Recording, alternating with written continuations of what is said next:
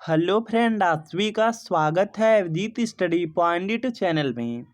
आज की इस वीडियो में यूपी बीएड एंट्रेंस एग्जाम 2025 के लिए हिंदी का प्रैक्टिस सेट करने वाले हैं।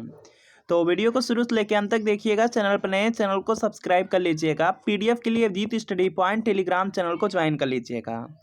आज की क्लास में हम बीएड एंट्रेंस एग्जाम के लिए 50 प्रश्न करने वाले हैं। इन 50 प्रश्नों में कितने प्रश्न आपके बिल्कुल सही होते हैं यह कमेंट आप जरूर कीजिएगा।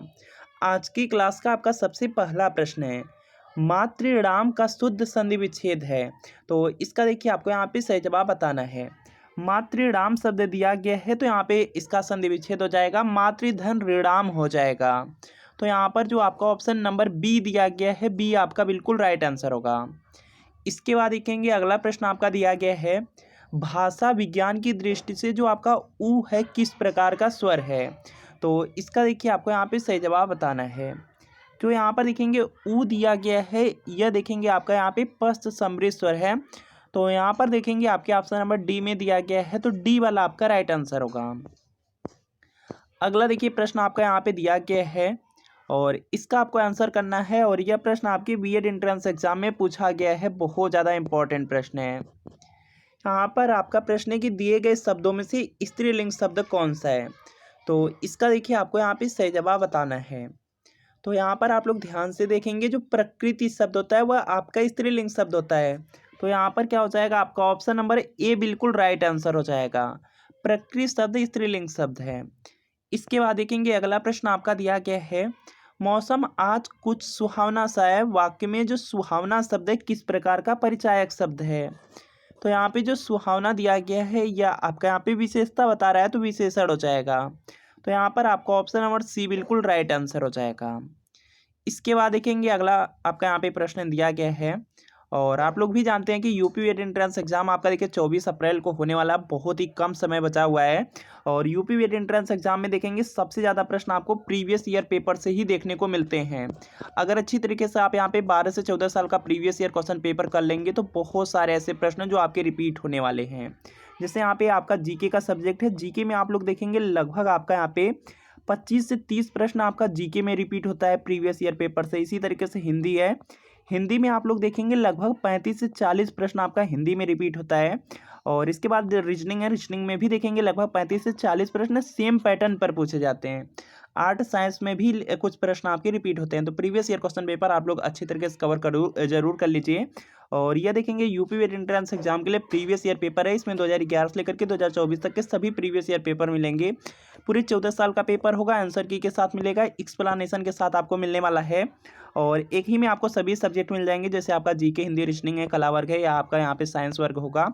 सभी के सभी पेपर आपको एक ही में मिल जाएंगे। तो वीडियो के नीचे डिस्क्रिप्शन में लिंक है, लिंक को क्लिक कीजिए, नाम मोबाइल नंबर फिल करके सिर्फ आपको 30 रुपये का पेमेंट करना होगा। जैसे ही 30 रुपये की पेमेंट करते हैं, जो प्रीवियस ईयर पेपर के पीडीएफ में डाउनलोड हो जाएंगे।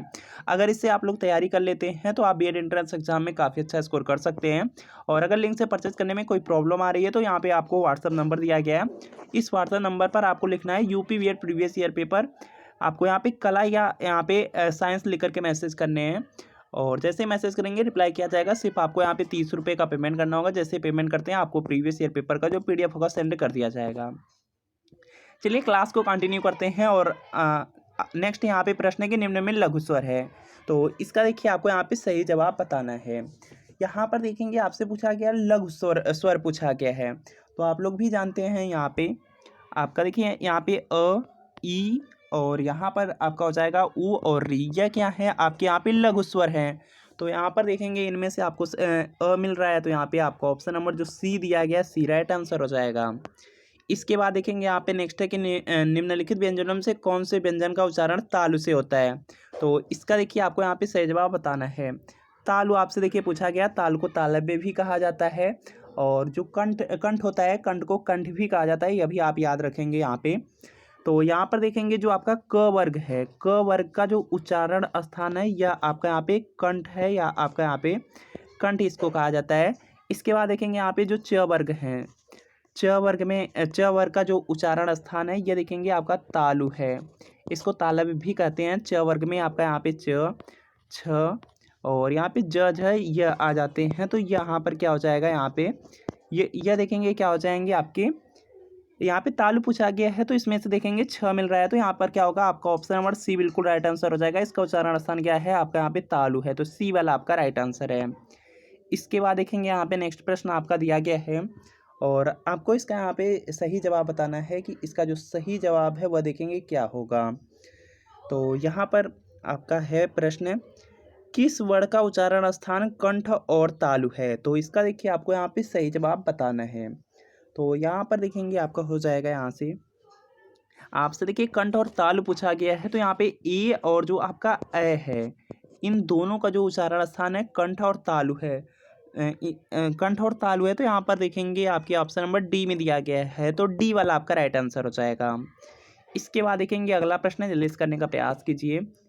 महाप्राण ध्वनियाँ व्यंजन वर्ग में किससे संबंधित हैं।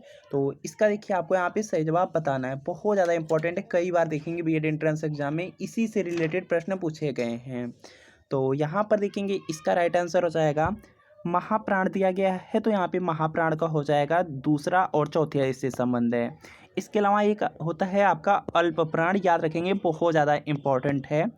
अल्प प्राण का यहाँ पे जो वर्ग के पहले, तीसरे और यहाँ पे जो पांचवें वर्ण हैं यह अल्प प्राण के अंतर्गत आते हैं।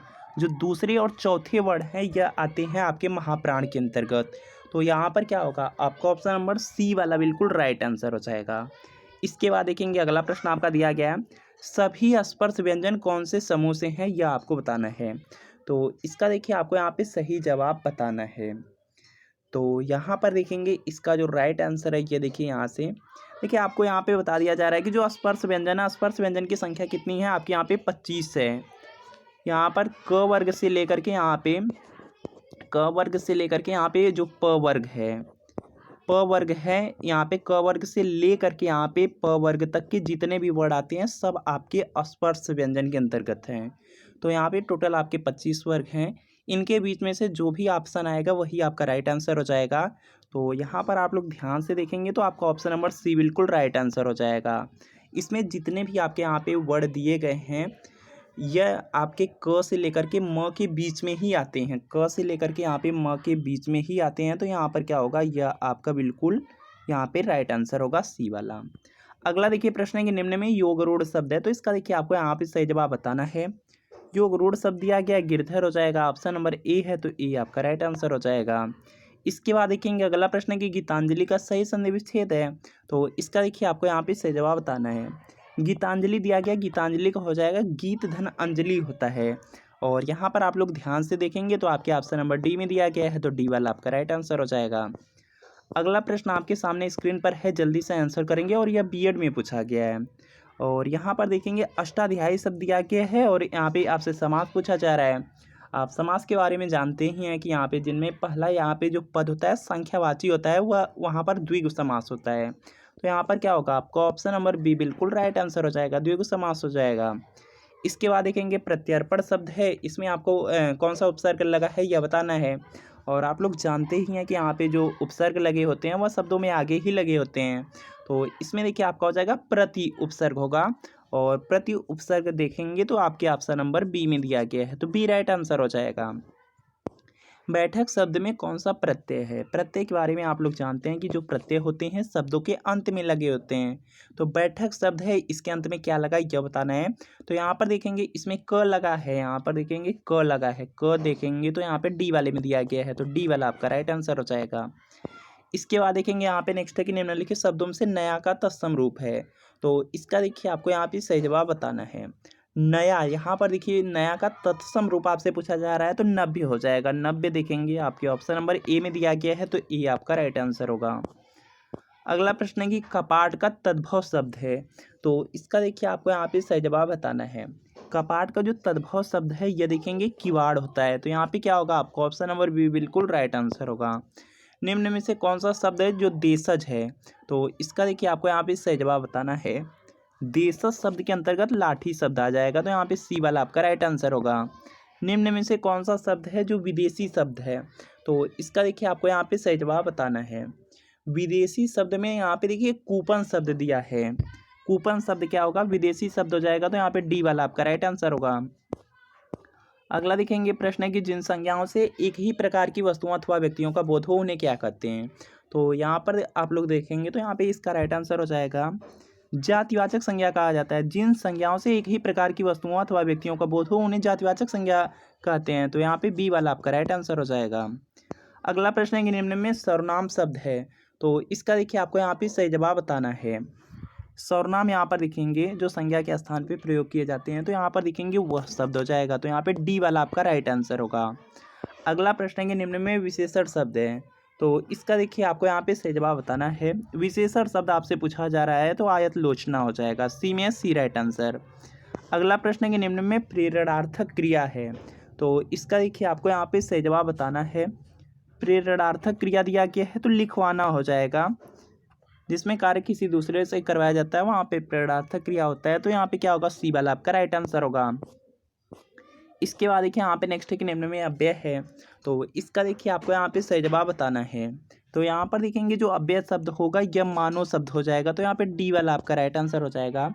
जिसपे यहाँ पर देखेंगे लिंग वचन का यहाँ पे प्रभाव नहीं पड़ता है, वो अव्यय शब्द होते हैं। इसके बाद देखेंगे अगला प्रश्न है कि आग शब्द का पर्यायवाची है, तो इसका देखिए आपको यहाँ पे सही जवाब बताना है। आग का जो यहाँ पे पर्यायवाची शब्द होता है वह वैश्वानर होता है। तो यहाँ पर क्या होगा, आपका ऑप्शन नंबर बी बिल्कुल राइट आंसर हो जाएगा। आपको देखिए यहाँ पे कमेंट करना है, बहुत ज़्यादा इंपॉर्टेंट है, बीएड में कई बार पूछा गया है, यह आपको कमेंट करना है। यहाँ पे जो आपका यहाँ पर देखिए अनिल और जो अनल शब्द है इनके अर्थ क्या है, बीएड में कई बार पूछा गया है। तो आपको देखिए यहाँ पे कमेंट करना है कि अनिल और अनल के अर्थ क्या हैं। इसके बाद देखेंगे अगला प्रश्न आपका दिया गया है कि उद्यम का विलोम शब्द क्या होगा। तो इसका देखिए आपको यहाँ पे सही जवाब बताना है और यहाँ पर इसका राइट आंसर हो जाएगा। यहाँ पे उद्यम दिया गया, उद्यम का यहाँ पे विलोम आपसे पूछ लिया गया। उद्यम का अर्थ होता है कि आपका यहाँ पे मेहनती हो जाएगा, तो यहाँ पे इसका जो विलोम होगा या आलस्य हो जाएगा। तो यहाँ पे क्या होगा, आपका ऑप्शन नंबर बी बिल्कुल राइट आंसर होगा। जिसका ज्ञान इंद्रियों द्वारा न हो इसके लिए दिए गए शब्दों में से सही है। तो इसका देखिए आपको यहाँ पे सही जवाब बताना है। जिसका ज्ञान इंद्रियों द्वारा न हो तो अतीन्द्रिय हो जाएगा। बी में बी राइट आंसर होगा। अगला देखेंगे प्रश्न है कि लोभ और लोम शब्द युग्म का सही अर्थ है, तो इसका देखिए आपको यहाँ पे सही जवाब बताना है। और आप लोग लोभ का अर्थ जानते हैं कि लोभ का जो अर्थ होता है लालच होता है, जो लोम का अर्थ होता है वह रोम होता है। और लालच और रोम दिया गया है आपके ऑप्शन नंबर ए में, तो ये वाला आपका राइट आंसर होगा। कौन सा शब्द है जो अनेकार्थक श्रेणी का नहीं है, तो इसका देखिए आपको यहाँ पे सही जवाब बताना है। तो यहाँ पर आप लोग देखेंगे दिया गया कौन सा शब्द है जो अनेकार्थक श्रेणी का नहीं है, तो यहाँ पर आप लोग देखेंगे तो दूध शब्द हो जाएगा। तो यहाँ पे बी वाला आपका राइट आंसर होगा। निम्नलिखित शब्दों में से एक की वर्तनी शुद्ध है, तो इसका देखिए आपको यहाँ पे सही जवाब बताना है। और यहाँ पर देखेंगे ध्यान से आप लोग देखेंगे तो यहाँ पे आपका हो जाएगा निरपराधिनी होता है। तो यहाँ पे डी वाला आपका सही यहाँ पे राइट आंसर हो जाएगा। इसकी वर्तनी शुद्ध है। इसके अलावा यहाँ पे जो आपका यहाँ पे देखेंगे निरोग शब्द दिया गया है, निरोग आपका इस प्रकार लिखा जाता है। इसके बाद देखेंगे यहाँ पे अत्याधिक दिया गया, अत्यधिक होता है। इसके बाद देखेंगे यहाँ पे नेक्स्ट कि इनमें से एक शब्द की वर्तनी अशुद्ध है, वह कौन सा है, क्या आपको बताना है। तो इसका देखिए आपको यहाँ पे सही जवाब बताना है। तो यहाँ पर आप लोग देखेंगे जो द्वारिका शब्द नहीं होता, द्वारका होता है, और यहाँ पे गलत लिखा गया है। तो यहाँ पे ये आपका राइट आंसर हो जाएगा। आपसे गलत वाला ही पूछा गया था। अहल्या सही है, आर्द्र सही है, प्रव्रज्या सही है, तो ये राइट आंसर है। अगला प्रश्न आपके सामने स्क्रीन पर है, जल्दी से आंसर कीजिए कि निम्न में संबोधन कारक का परसर्ग कौन सा है। तो इसका देखिए आपको यहाँ पे सही जवाब बताना है। संबोधन कारक दिया गया है, तो यहाँ पर हो जाएगा आपके ऑप्शन नंबर बी में, बी वाला आपका राइट आंसर है। पुल्लिंगवाचक शब्द छांटिए, तो यहाँ पर देखिए हो जाएगा जो कैमरा शब्द है यह क्या है, यहाँ पे पुल्लिंगवाचक है, तो यहाँ पे ए राइट आंसर होगा। निम्नलिखित शब्दों में से एक स्त्रीलिंग शब्द है, तो यहाँ पर आप लोग ध्यान से देखेंगे तो यहाँ पे स्त्रीलिंग शब्द आपका डोर हो जाएगा। डोर क्या है आपका, यहाँ पे डोर आपका स्त्रीलिंग शब्द है, तो ए वाला आपका राइट आंसर है। अगला प्रश्न आपके सामने है कि शिक्षक का बहुवचन होगा, तो इसका देखिए आपको यहाँ पे सही जवाब बताना है।